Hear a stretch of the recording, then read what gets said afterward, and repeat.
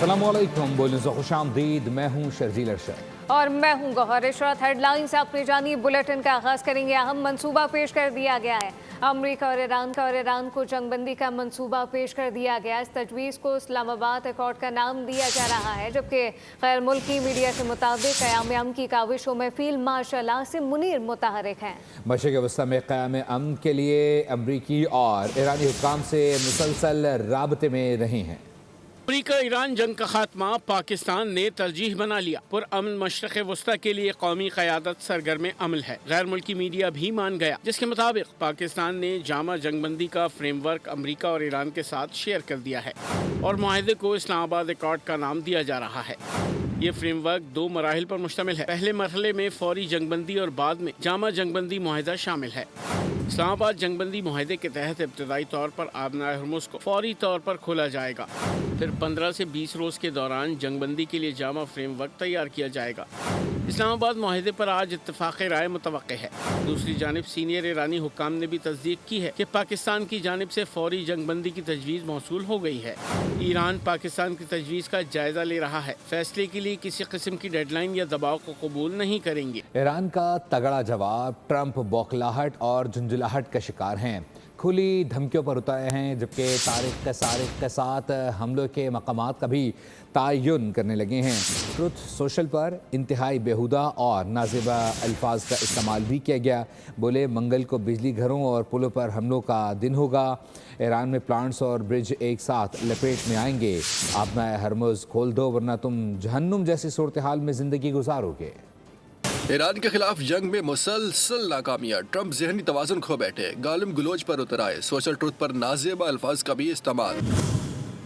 Trump ने अपने Hormuz खोलने के लिए ईरान को एक और धमकी लगाई। कहा क्या हुर्मुज़ न खोली तो जिंदगी जहन्नुम बना देंगे।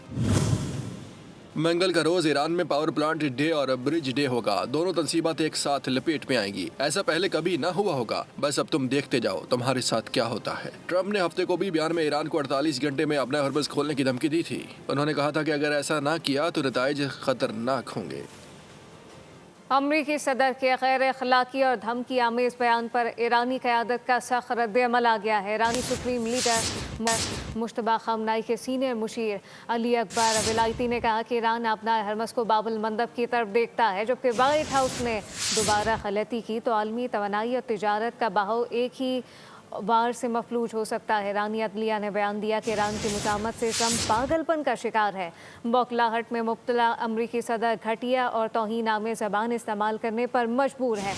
ईरानी नायब सदर मोहम्मद रज़ा आरिफ ने कहा कि अपने अवाम की फलाह बहबूद बर्बाद करके दूसरों को धमकाने वाला ट्रंप पत्थर के ज़माने में फंसा हुआ है। अमरीका और इजराइल के फ़ज़ाई हमलों ने ईरान के मुख्तलिफ शहरों में तबाही मचा दी है। इस जारहत में 13 अफराद शहीद और मुतअद्दिद ज़ख्मी हुए हैं। सहनी और अमरीकी जारहत में रिहायशी इलाकों को निशाना बनाया गया है। इजरायली फ़ौज ने ईरान के बुनियादी ढांचे पर हमलों की तस्दीक की है। अमरीकी और सेहूनी इत्तेहाद ने खून नाहक बहाना जारी रखा। फ़िज़ाई हमलों में ईरान के 12 शहरों पर बारूद बरसाया। तेहरान के इलाके बहारिस्तान में 13 अफराद शहीद हो गए। फारस न्यूज़ एजेंसी के मुताबिक हमलों में 10 साल से कम उम्र 4 लड़कियों और 2 लड़के शहीद हुए। इसराइली फौज ने बताया कि इसने ईरानी हुकूमत के बुनियादी ढांचे पर एक नई हमले की दहर मुकम्मल कर ली। ईरान की एटमी तवानाई तंजीम ने अपने हैवी वाटर प्लांट पर अमरीकी और इसराइली हमले की शदीद मजम्मत की और इसे साइंस और इंसानी सेहत के खिलाफ जुर्म करार दिया। तंजीम ने अपने बयान में कहा कि हैवी पानी तिब, बीमारियों के इलाज और जदीद सनअतों के लिए अहम है। एटमी तवानाई तंजीम ने मजीद कहा कि हमारी साइंसी तरक्की का सफर नहीं रुकेगा और न ही हम आलमी अमन और सेहत की खिदमत के अपने अज़्म से पीछे हटेंगे। अमरीकी और सेहूनी जारहियत पर ईरानी मुज़ाहमत जारी रही। दुश्मन के मफादात और अहदाफ पर ड्रोन और मिसाइल दागे गए। पासदारान इनकलाब 25 अमरीकी फ़ौजियों को हलाक या फिर ज़ख्मी करने का दावा कर रहे हैं।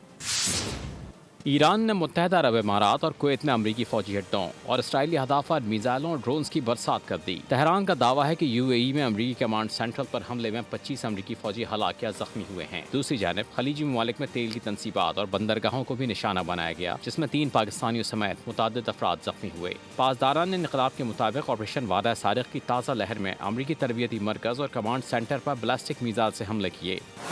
कुवैत में मोहम्मद अल अहमद नेवल बेस के करीब अमरीकी अफसरान के ठिकाने को भी दुरुस्त निशाने पर लिया गया, जहां एम्बुलेंसेस की आमदोरफ्त भारी जानी नुकसान का पता दे रही है। शारजा में खोरफगान बंदरगाह और बोरोज पेट्रोल केमिकल प्लांट को निशाना बनाया गया। ملبہ گرنے سے 3 پاکستانی اور 1 نیپالی شہری زخمی ہوئے۔ پاسداران انقلاب نے جبل علی بندرگاہ کے قریب ایک اسرائیلی جہاز کو قادر کروز میزائل سے نشانہ بنانے کا بھی دعویٰ کیا۔ ترجمان پاسداران انقلاب کا کہنا تھا کہ امریکی صدر اور ان کی ہاری ہوئی فوج کی بے عزتی محض دھمکیوں سے دور نہیں ہوگی۔ اور ایرانی حملوں کے نقصانات چھپانے کی کوششیں، امریکی کمپنی نے سیٹلائٹ تصاویر پر مکمل پابندی لگا دی ہے۔ امریکی سیٹلائٹ کمپنی نے ایران پر اور مشرق وسطی کی جنگی تصاویر جاری کرنے پر غیر معینہ مدت تک کے لیے پابندی عائد کر دی ہے۔ کمپنی نے یہ فیصلہ امریکی حکومت کی درخواست پر کیا تاکہ حساس معلومات دشمن کے ہاتھ نہ لگ سکیں۔ یہ پابندی 9 مارچ کے بعد کی تمام تصاویر پر لاگو ہوگی، مگر مخصوص ضروریات کے لیے محدود تصاویر فراہم کی جا سکتی ہیں۔ ایران کے وزیر کھیل نے خبردار کیا ہے کہ اگر فیفا ورلڈ کپ کے میچز امریکہ سے میکسیکو منتقل نہ کیے گئے تو ایران کی شرکت یہ غیر یقینی ہو سکتی ہے۔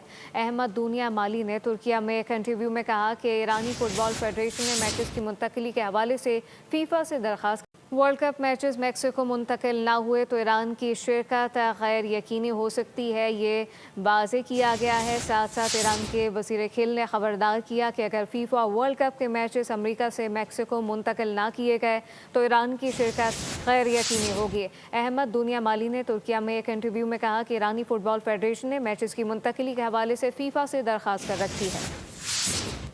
چیف جسٹس یحییٰ آفریدی نے پاکستان اور ترکی کے درمیان عدالتی تعاون وقت کی ضرورت قرار دے دیا۔ ترکی کے اعلیٰ سطح کے وقت کے اعزاز میں منعقدہ تقریب سے خطاب میں کہا کہ ترکی کا عدالتی نظام خصوصاً مصنوعی ذہانت کے استعمال ہمارے لیے ایک بہترین مثال ہے۔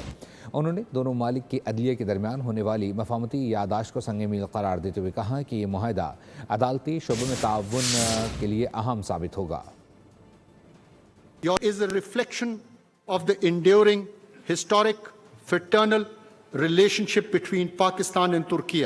It represents our shared vision and resolve to strengthen constitutional governance, uphold the rule of law, ensure judicial independence, and protect fundamental rights. In addition to the warmth and generosity shown by our brothers in Turkey, I was deeply impressed by the advanced technological integration within the Turkish judicial system, which proved both instructive and inspiring.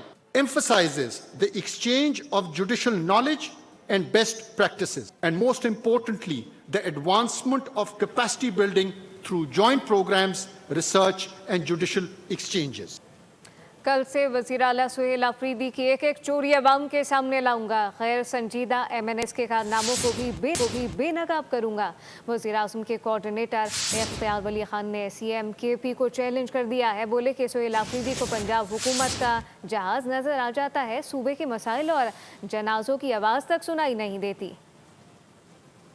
یہ وعدہ کرتا ہوں کہ کل سے آپ کو، آپ کی ایک ایک چوری کو، آپ کی ایک ایک ڈکیتی کو، اس کو آپ تھریٹ مت سمجھیے، یہ میں آپ کو تنبیہ دے رہا ہوں۔ اور اب آپ کی حکومت، یہ جو آپ کے چھچورے قسم کے آپ نے وزیر بنائے ہوئے ہیں، جن کو گالم گلوچ کے علاوہ کچھ نہیں آتا، افسوس ہوتا ہے خیبر پختونخوا کے عوام پر کہ کن نالائقوں سے ان کا واسطہ پڑا ہے۔ سہیل آفریدی صاحب، پختون روایات آپ کو پکار رہی ہیں۔ آپ کو پنجاب کا وہ جہاز تو نظر آ جاتا ہے جو ایئرپورٹ پہ کھڑا ہے، لیکن آپ کو یہ 1300 کروڑ روپے یہ اس پہ آپ کو بولتے ہوئے لکوا ہو جاتا ہے۔ جو سو کالڈ چیف ایگزیکٹو ہے نام نہاد سہیل آفریدی صاحب، انہوں نے اس صوبے کے اس جنازوں میں شرکت نہیں فرمائی۔ پاکستان کو 2 ممالک سے $5 ارب سے زائد فراہمی کی یقین دہانی مل گئی ہے۔ ذرائع وزارت خزانہ کے مطابق پاکستان نے متحدہ عرب امارات کو $3.5 ارب رواں ماہ واپس کرنے کا فیصلہ کر لیا ہے۔ رواں ہفتے $45 کروڑ کی پہلی ادائیگی کی جائے گی۔ مزید $2 ارب 17 اپریل کو اور $1 ارب 23 اپریل کو واپس کیے جائیں گے۔ حکام کے مطابق پاکستان کے زر مبادلہ کے ذخائر قرض واپسی کے لیے کافی ہیں۔ UAE کا $3.5 ارب کا قرض، پاکستان نے قرض واپسی کا بندوبست کر لیا۔ مکمل قرض رواں ماہ ادا کیا جائے گا۔ 1996 میں لیے گئے $45 کروڑ کا قرض رواں ہفتے لوٹایا جائے گا۔ 17 اپریل کو $2 ارب اور 23 اپریل کو $1 ارب ادا کر کے قرض سے نجات حاصل کر لی جائے گی۔ वजारत खजाना के ज़राए के मुताबिक पाकिस्तान को रवा माही दोस्त ममालिक से $5 अरब से जायद मिलने की यकीन दहानी हो गई है, जिसके बाद अदायगियों का शेड्यूल तैयार किया गया है। पाकिस्तान के ज़र मुबादला के ज़खायर कर्ज की वापसी के लिए जून तक मजमूई तौर पर $4.8 अरब की अदायगियाँ करनी है। सब्सक्राइब करें और बेल दबाएं ताकि कोई खबर रह न जाए।